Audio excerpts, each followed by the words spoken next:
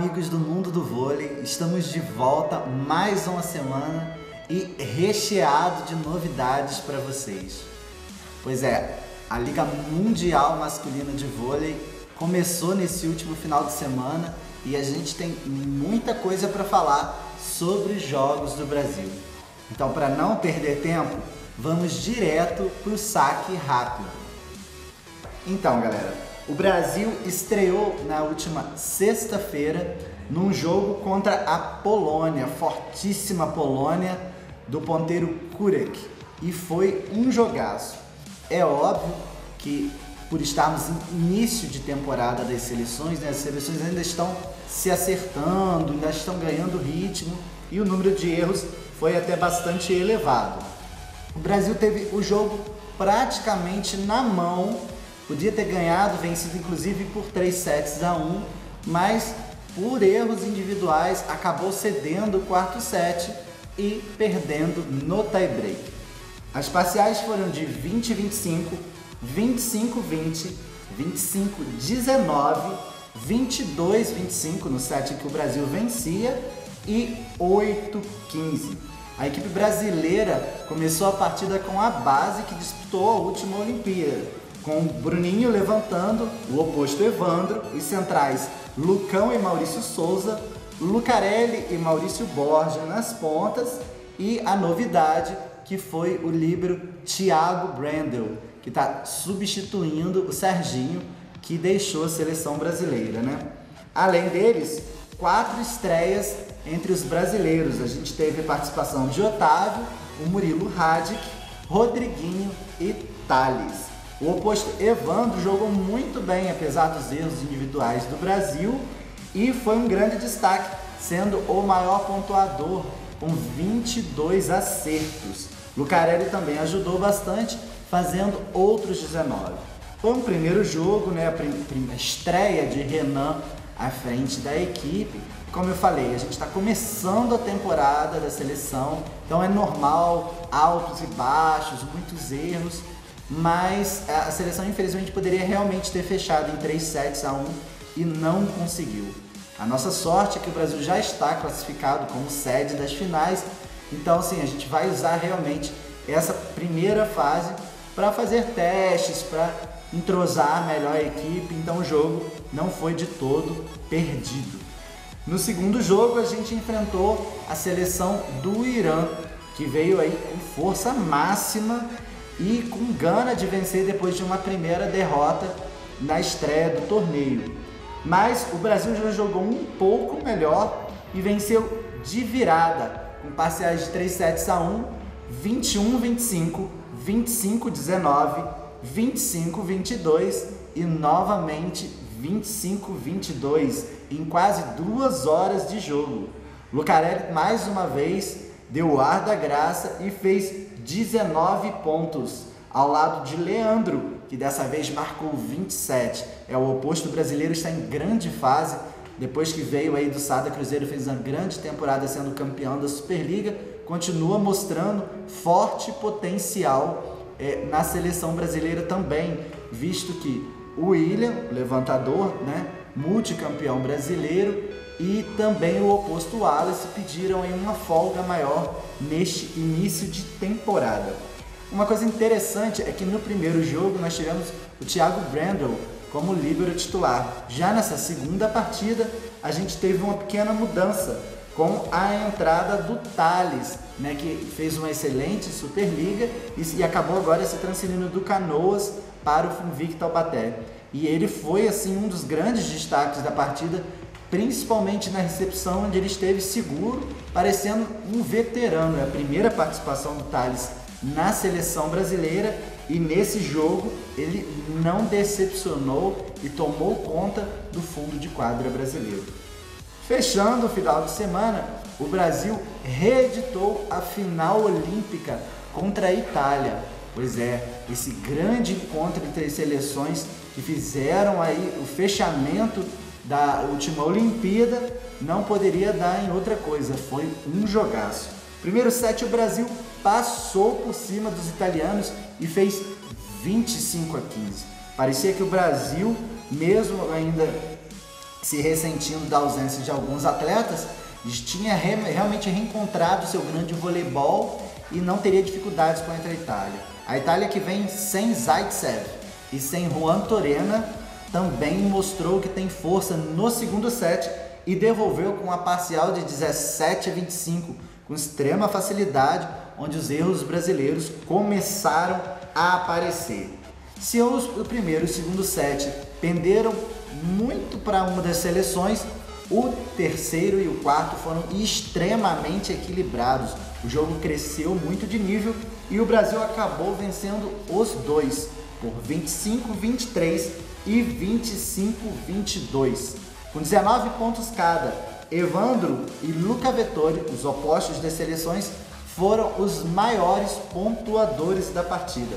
O Brasil, com isso, fechou o primeiro final de semana com um saldo extremamente positivo, de 2 vitórias e apenas uma derrota no tie-break para os poloneses. Pois é, início de campeonato, galera, a gente ainda tem muita coisa pela frente, todas as seleções vão crescer muito. Mais para frente, alguns jogadores devem passar a fazer parte novamente de suas seleções, reintegrarem as suas seleções, mas por ser um início de temporada, assim, a gente acredita que todas as seleções ainda vão crescer muito e o nível dessa Liga Mundial está bastante equilibrado e interessante. Então você não pode perder, a gente vai ficar ligadinho nos próximos finais de semana, né? Na próxima sexta-feira a gente já tem jogo novamente do Brasil e fiquem ligados na nossa agenda aí, porque só tem jogaço e cada vez mais disputados e de melhor qualidade técnica. Então, deixando o masculino de lado, a gente vai falar das meninas que começam essa semana a disputa da Montreux Volley Masters na Suíça.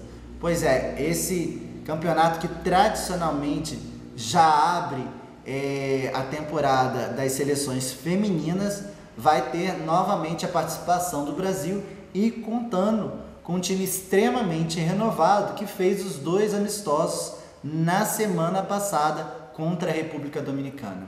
Esses 2 amistosos foram bastante interessantes, que o Brasil entrou em quadra com muitas estreias, né? E a gente pôde ver que ainda tem muita coisa para ser trabalhada, tem que buscar muito entrosamento ainda, mas que também é natural nesse início de trabalho. Mas parece que o norte da seleção feminina está muito bem montado. O Zé Roberto é um profissional acima da média e a gente deve ter muitas alegrias com essas meninas, né? A gente ainda sente falta de algumas jogadoras mais rodadas, mas a base vai ser essa mesmo. E o Brasil vai ser formado na Montreux pelas levantadoras Roberta e Nayane, as opostas Tandara, Edinara e Fernanda Tomé, as ponteiras Natália, Drusila, Rosa Maria e Amanda, as centrais Adenísia, Carol e Mara e as líberos Suelen e Gabi. Pois é, vocês devem estar sentindo a falta aí da Leia nessa relação, a Leia que participou dos 2 amistosos contra a República Dominicana na semana passada, né? E foi titular na Olimpíada do ano passado, mas a líbero brasileira pediu dispensa da seleção e alegou motivos particulares. Ela disse que não estava, devido a esses problemas, não estava conseguindo se focar nos treinamentos e não valeria a pena continuar com a seleção se ela não pudesse dar os seus 100%. E a gente estima aí melhoras, né? A gente não sabe exatamente o que ela está passando, mas a Leia é extremamente talentosa e ela faz sim muita falta na seleção brasileira. Em seu lugar a gente vai ter a Gabi de Osasco, né, que vai estar estreando nessa nova posição, é a grande aposta do Zé Roberto nesse ciclo olímpico, nessa mudança de posição vindo da ponta para a posição de líbero, e ela já vai ser testada aí no torneio. A gente vai ver como que Gabizinha vai se sair nessa nova posição. Então quem puder aí, vamos ficar na torcida, porque a seleção realmente merece essa força. A renovação foi muito grande. É claro que a gente ainda vai ter volta das veteranas mais para frente, mas é importante nesse começo de ciclo olímpico apostar em novos nomes. Quanto mais nomes de alto gabarito a gente tiver mais para frente, melhor vai ser o trabalho da seleção rumo a Tóquio 2020. E falando de grandes nomes, a gente vai falar de um grande nome do voleibol masculino agora, direto no Personalidades do Vôlei.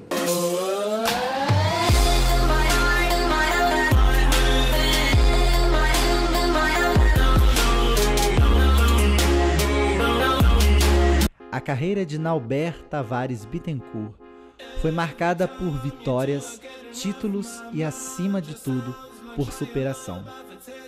Naubert começou sua carreira no voleibol em 1984, jogando pelo Clube Israelita Brasileiro, e passou por clubes como Tijuca Tênis, Flamengo, Minas Tênis, Banespa, Olímpicos, Macerata da Itália e Panasonic do Japão.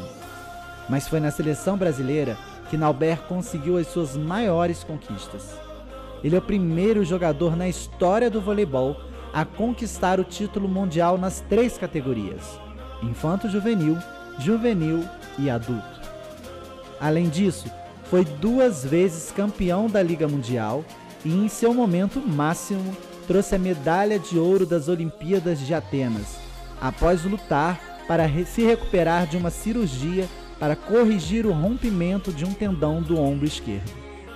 Nem os médicos acreditavam na recuperação, mas ele superou as dores e realizou o sonho do ouro olímpico. A dedicação, garra e espírito de liderança de Naubert fizeram com que ele fosse o capitão da seleção brasileira por 8 anos, assumindo a responsabilidade de ser uma referência positiva para todo o grupo. A carreira ainda teve continuidade no vôlei de praia, onde fez parcerias com Guto, Luizão e Franco. Acima de tudo, Naubert sempre foi um exemplo de atleta, que levou o nome do Brasil para o mundo inteiro e agora continua ligado ao esporte, comentando os jogos pela TV e realizando palestras motivacionais por todo o país, falando um pouco mais sobre sua história, bastidores e histórias curiosas do voleibol.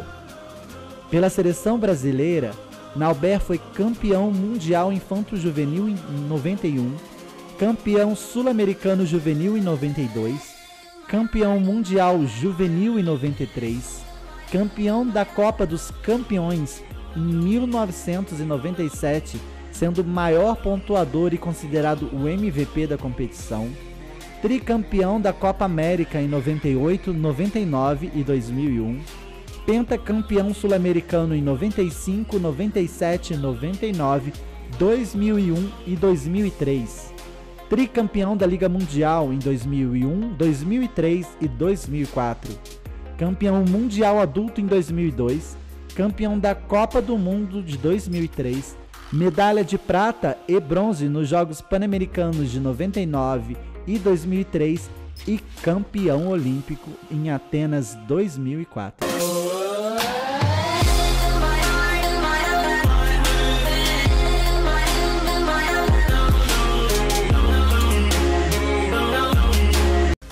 Bom, galera, e depois de falar desse jogadoraço que é nosso eterno capitão Naubert, a gente vai para aquele quadro que tem bombado no vôlei brasileiro, que é o mercado do vôlei. Pois é, no mercado do vôlei a gente vai falar de 3 equipes especificamente essa semana. Uma no masculino, o MOC Montes Claros fechou a base da equipe para a próxima temporada com várias novidades. O time titular todo reestruturado depois de perder seus principais atletas para o exterior. O Montes Claros se reforçou com o veterano Lorena na saída, com os centrais Mudo e Tarcísio. O Mudo está vindo do Maringá e o Tarcísio do time argentino de San Juan.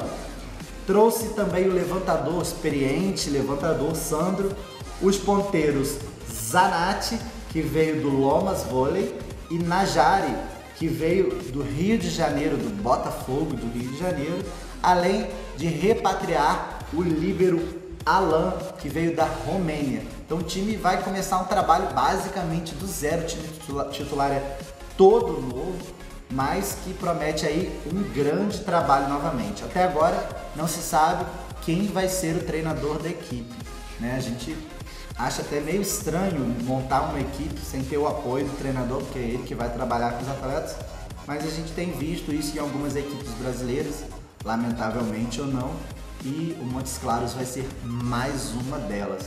A equipe tem uma base bastante experiente, aí mesclando com alguns jogadores mais novos, mas deve realmente fazer novamente um grande trabalho na Superliga. E agora, falando do feminino, a gente vai começar com o Bauru, que efetivou a contratação da campeã olímpica e MVP Paula Pequeno, que jogou a última temporada, aliás, as últimas temporadas, pelo Brasília.